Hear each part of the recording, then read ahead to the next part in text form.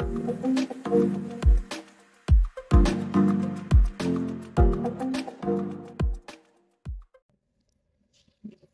warahmatullahi wabarakatuh.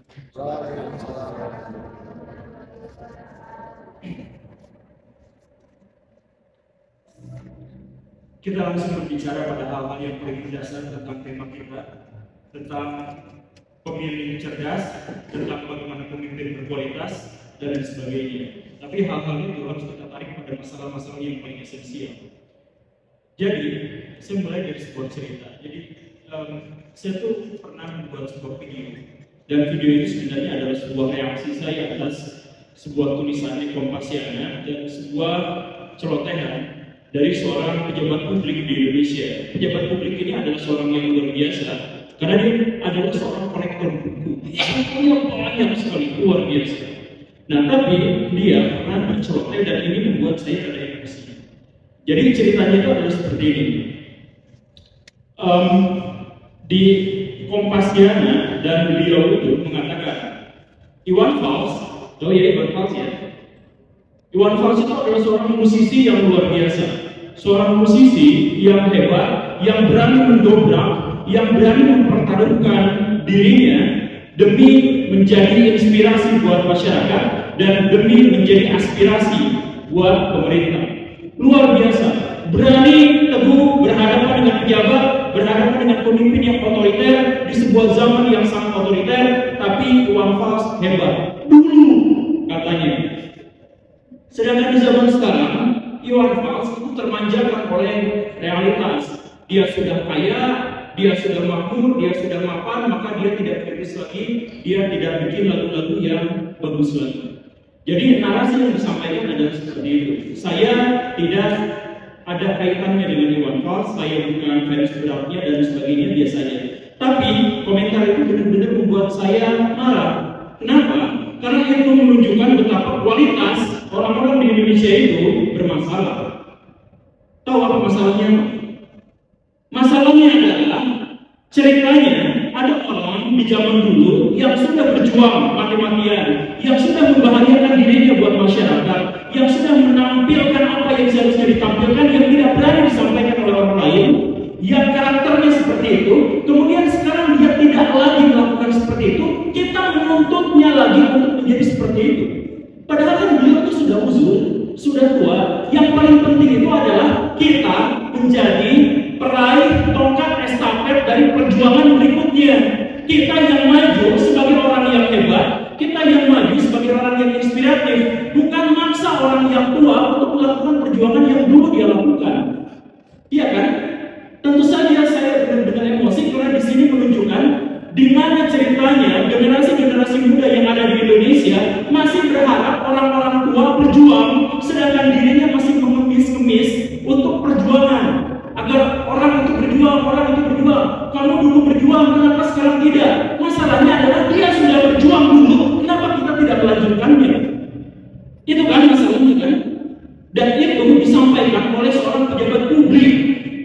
Yang kalau pejabat publik yang bahan bacaannya itu sangat banyak saja berkomentar seperti itu dengan cacat logika yang seperti itu dan cacat moral seperti itu, saya bisa membayangkan bagaimana ceritanya generasi muda yang jam bacanya rendah, yang 1 bulan tidak tamat 1 buku, itu gimana pikirannya? Jadi kalau misalkan saya diamanahi untuk berbicara tentang pemilih cerdas, saya menjadi sangat ragu, saya menjadi sanksi.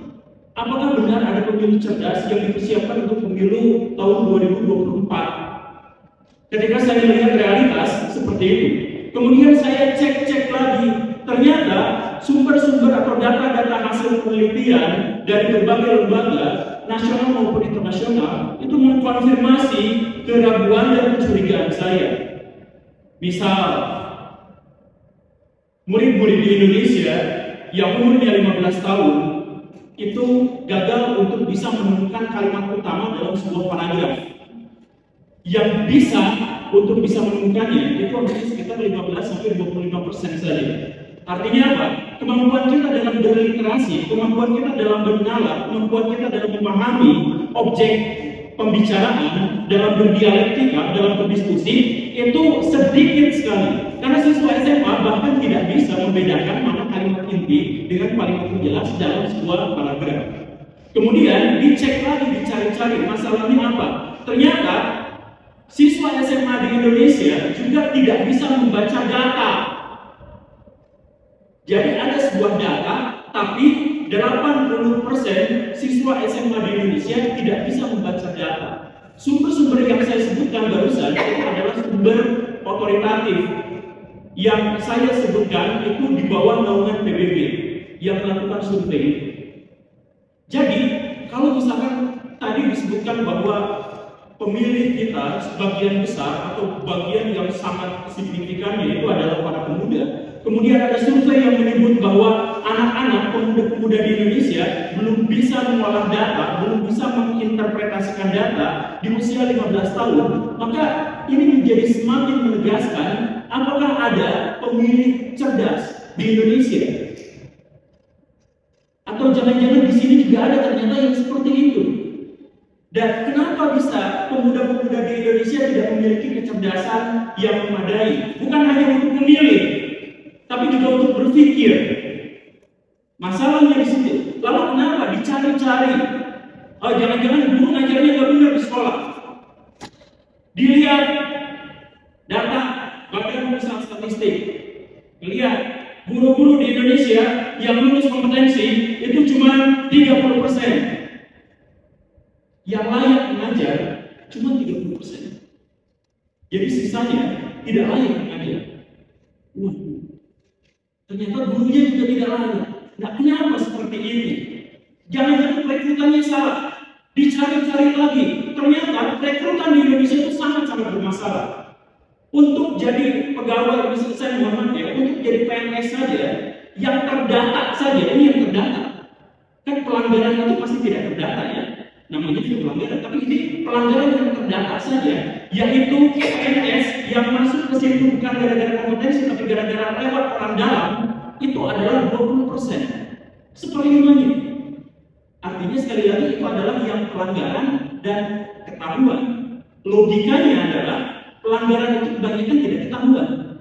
Jadi kalau yang ketahuan aja adalah 1 di antara 5 pejabat di Indonesia, maka seberapa banyak orang-orang yang direkrut dengan cara yang salah? Karena orang direkrut dengan cara yang salah, maka dia akhirnya bikin masalah. Karena dia bikin masalah tidak berkompetensi, maka dia misalkan menghasilkan kualitas guru yang tidak baik. Karena guru-guru di Indonesia adalah kualitasnya tidak baik, maka siswa-siswa mereka juga tidak baik. Karena siswa-siswanya tidak baik dan kemudian mereka siswa-siswa itu direkomendasikan, diproyeksikan di masa depan akan mencoblos, maka bayangkan pemimpin-pemimpin macam apa yang akan terpilih dari orang-orang yang tidak cerdas yang akhirnya mencoblos. Itu adalah logika dari realitas. Kan serem ya Pak ya? Serem, ini menakutkan seperti itu. Nah, kita kembali lagi ke cerita saya yang awal tadi. Bagaimana ceritanya ada orang-orang di Indonesia yang melihat generasi tua sudah berjuang, kemudian tidak berjuang, dituntut lagi, kenapa sekarang tidak kritis lagi, kenapa tidak itu lagi, dan lain sebagainya. Saya kemudian saya berkawan secara in absentia dengan salah seorang influencer di Indonesia yang cukup fenomenal, Pak Mardi, yang saya sebenarnya banyak juga mengkritik gagasan-gagasan beliau, khususnya dalam bagian ekonomi, tapi dalam hal ini ada satu fenomena yang sangat unik. Jadi ketika saya mengkritik beliau dalam gagasan yang bukan secara kritik, itu juga gagasan. Ada orang yang kemudian berkomentar ke saya. Saya dulu adalah pengagum Pak Mardi, saya setia sama dia. Setiap dia upload video saya langsung nonton. Kalau dia upload video saya tunggu. Saya tuh fans berat sama dia. Tapi sejak dia jualan seminar, jualan buku di YouTube, saya jadi tidak subscribe lagi. Saya tidak mengikutinya lagi, saya tidak peduli lagi padanya, dan saya cenderung skeptis terhadap apa yang dikatakan. Ini adalah ciri dari orang yang mentalitasnya jeblok. Ciri dari masyarakat yang kalau dia milih nanti di pemilu, dia akan memilih dengan cara yang salah dan akan memilih pemimpin yang salah. Kenapa seperti itu? Tahu nggak masalahnya? Masalahnya adalah dia cacat moral dan cacat logika. seperti yang saya katakan tadi. Dia katakan, dia akui sendiri bahwa dia sudah terinspirasi oleh pembantu, dia sudah suka, dia sudah ngefans, banyak pengetahuan, banyak informasi yang dia dapatkan dari dirinya. Pas pembantunya jualan buku, dia marah-marah. Loh, apa faedahnya, apa masalahnya dia marah-marah? Seharusnya dia harusnya balas jasa karena Bapak Ibu sudah memberikan insight, informasi, pengetahuan dalam jumlah yang banyak dan gratis, hanya modal pulsa doang. Kan seperti itu. Nah, tapi pura-pura seperti itu hanya gara-gara dia kemudian jualan buku, itu dia tiba-tiba menjadi marah. Apa masalahnya? Bukankah selama ini dia menginsight, memberikan pengetahuan, menginspirasi, menggagas, memberikan motivasi-motivasi agar kita hidup lebih baik lagi? Sekali lagi, saya bukan fansnya Bapak Ibu. Saya sering kritik beliau dalam gagasan-gagasan ekonominya. Tapi yang kita bahas bukan soal itu, yang kita bahas adalah betapa masyarakat kita ternyata tidak mampu untuk berpikir secara logis dan berpikir secara bermoral. Ketika kita menemukan ada guru yang menginspiratif, kemudian kita bosan sama dia, kita tidak suka lagi sama dia, kita kemudian membencinya. Kan dia sudah memberikan kepada kita banyak hal. Iya kan? Atau misalkan dia bilangnya adalah seperti ini, karena dia jualan buku, dia jualan seminar. Nah, di sini ada cacat logika. Cacat logikanya itu apa? Jadi begini, saya jelaskan sedikit hukum sebab akibat dalam dunia filsafat. Jadi begini nih, kita sepakati bahwa setiap akibat itu pasti ada penyebabnya. Betul ya? Kita sepakati bahwa setiap akibat itu pasti ada sebabnya. Dan apa sebabnya? Ternyata sebabnya itu bukan satu, tapi banyak. Jadi jutaan sebab berkumpul untuk menciptakan satu akibat. Itu rumusnya begitu. Jadi misal begini, apa yang menyebabkan saya berdiri di depan baraya semua? Apa coba? Ada jutaan sebab. Sebab pertama, saya yang mau. Sebab keduanya, saya berkesempatan. Sebab ketiganya, barayanya hidup.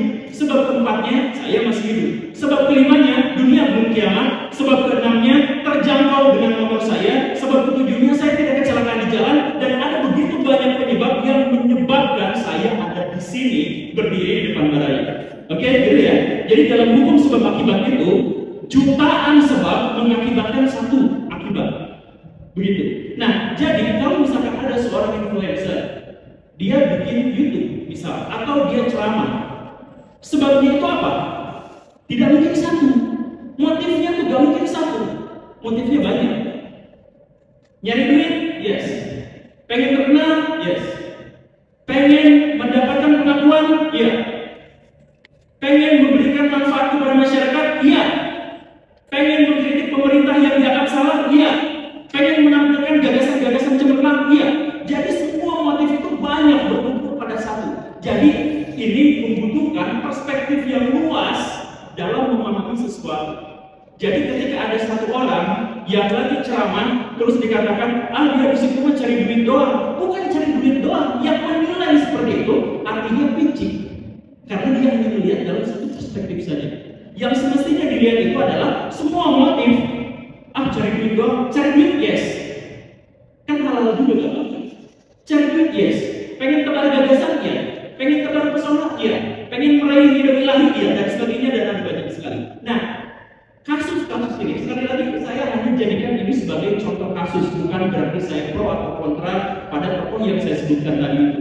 Saya hanya memberikan contoh kasus betapa pemilih-pemilih kita itu banyak diantaranya yang gagal bernalar dan gagal bermoral.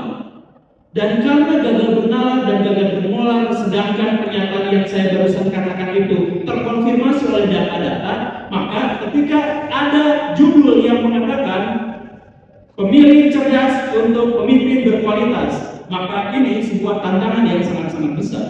Bagaimana ceritanya? Atau tipsnya adalah begini dan sebagainya. Secara esensial kita akan berhadapan dengan tantangan yang terlalu besar untuk mewujudkan ini. Begitu ya.